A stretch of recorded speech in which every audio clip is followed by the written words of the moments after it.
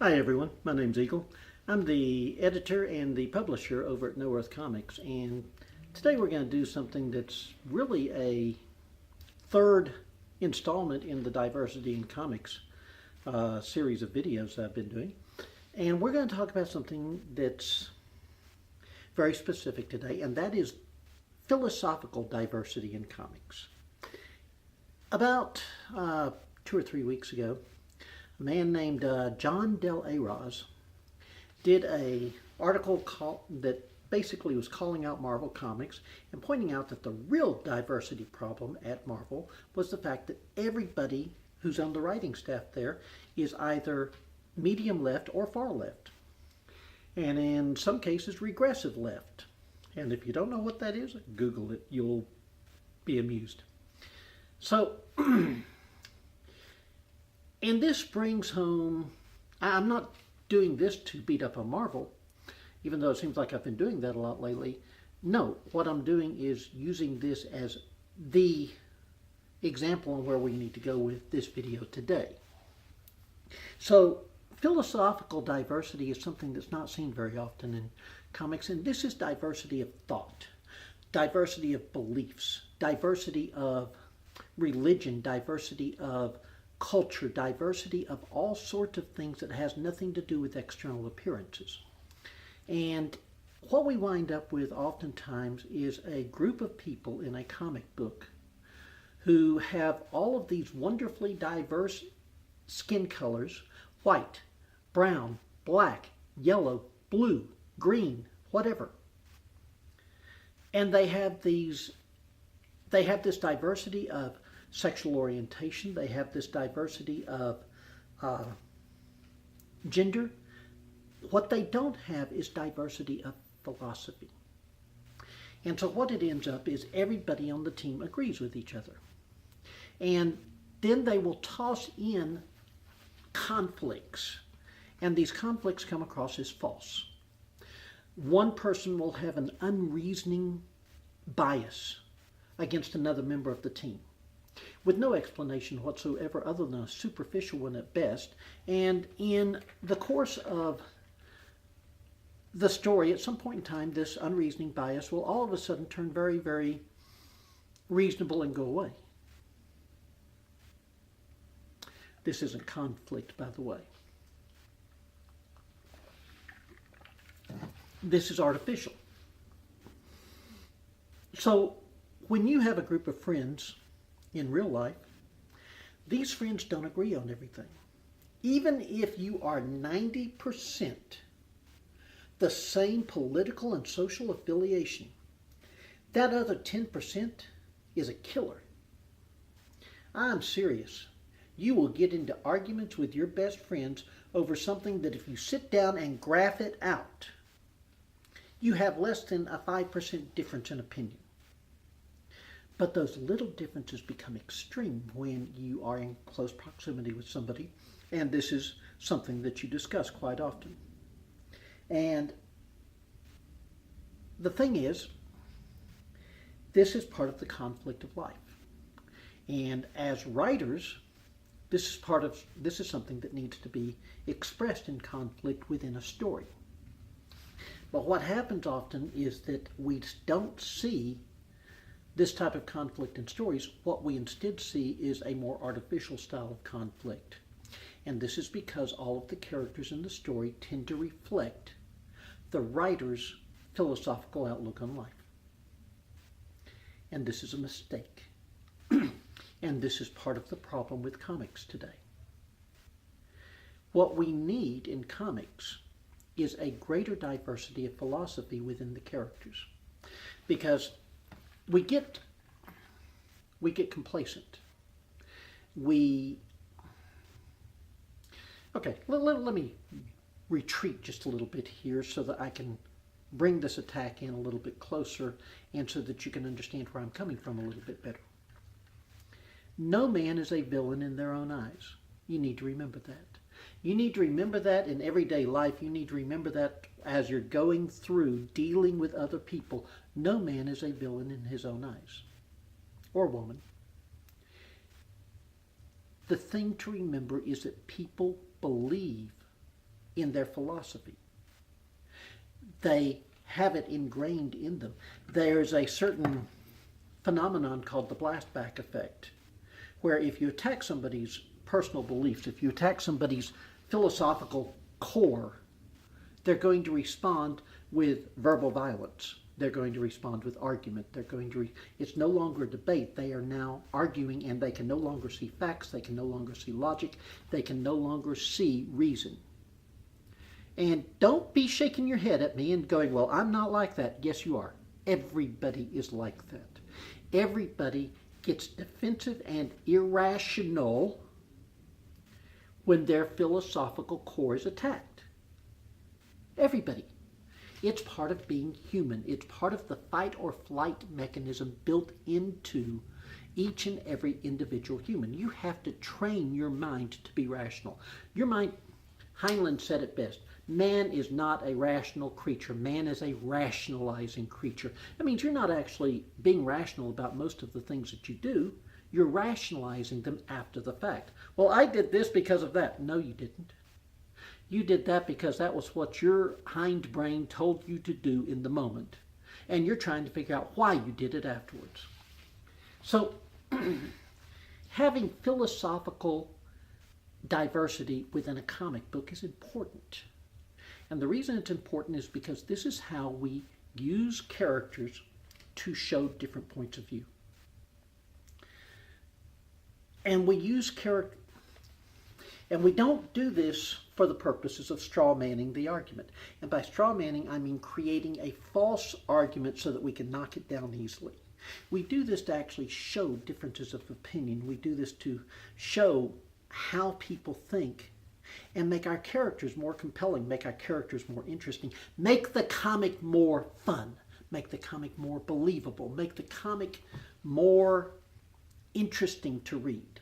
Because even if you disagree strongly with what somebody is saying, a properly written character will be able to show why the person feels that way. You still don't have to agree with them, but it's nice to know.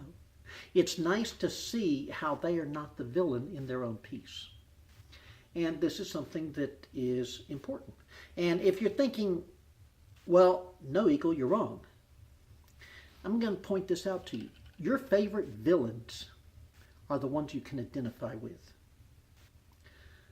Tom Hiddleston's Loki, you can identify with him. You know what he's going through. Sibling, rivalry, jealousy, envy, the whole bit. The feeling of being left out, the feeling of being second best, the feeling of being the second chosen. Only one of you can be king. And it's not you. Yeah, you know this feeling. This is why Loki in the movies is such a compelling character, and this is why he is such a popular character, because he's dashing, he's charming, he's good looking, he's quick and witty, and you understand why he is the way he is. On the other hand, the Red Skull in the first Captain America movie, while a thoroughly reasonable presentation of the Red Skull, was not a compelling villain. We don't see in him the traits that we see in ourselves. And that's why he, even though he was a comic book accurate version of the villain, he didn't resonate with fans, and he's not going to. That's why nobody cares that he's dead. Or at least trapped in the single cosmic cube that tends to exist in the Marvel Cinematic Universe.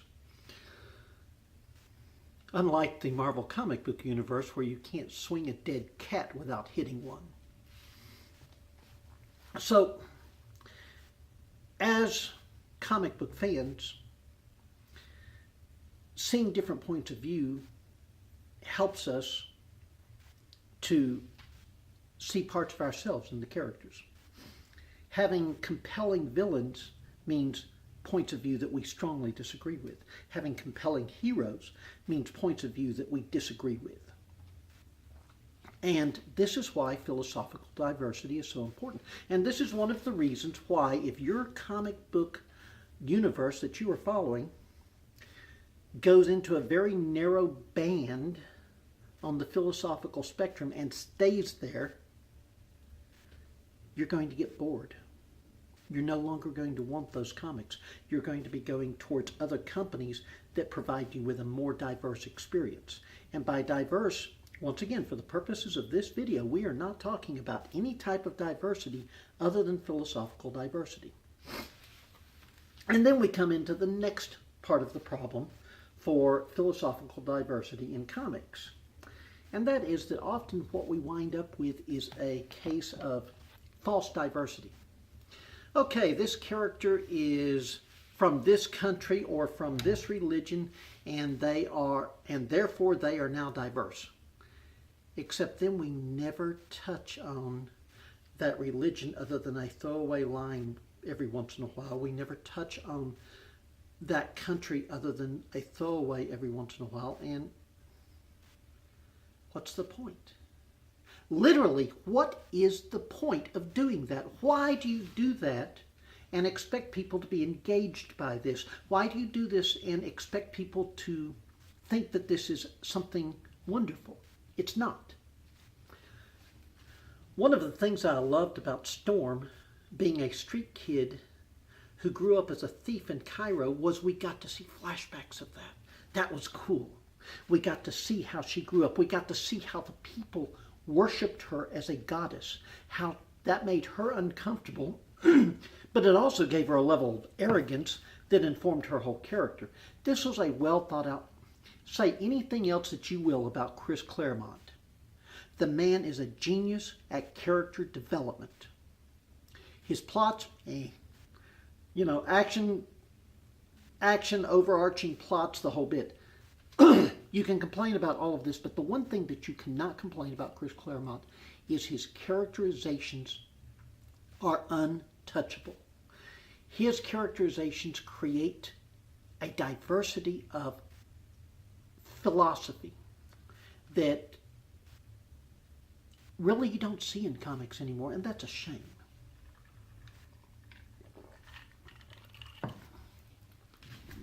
But what we often see, let me tell you a good modern day example of how to do this properly. Kamala Khan, Ms. Marvel. While yes, there's been some flack about her being a replacement for Carol Danvers, and we should have had a brand new character. She is a brand new character. The Ms. Marvel name was lying fallow. Nobody was using it. Carol Danvers is Captain Marvel. There's no reason in the world for Kamala Khan not to be using the name. In her book, we get to see the problems of a Muslim girl being raised in a fairly conservative family.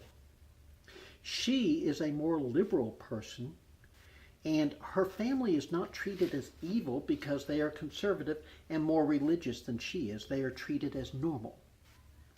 She is not treated as special because she is liberal and less religious. She is treated as normal. And we get to see some of the conflict between her point of view and her parents' point of view. And we get to see the conflict within herself of trying to follow Islam in a very, very secular society. This is cool. Don't misunderstand anything I'm saying. This is cool. This is compelling reading. This is a compelling character. This is what I mean by diversity of philosophy.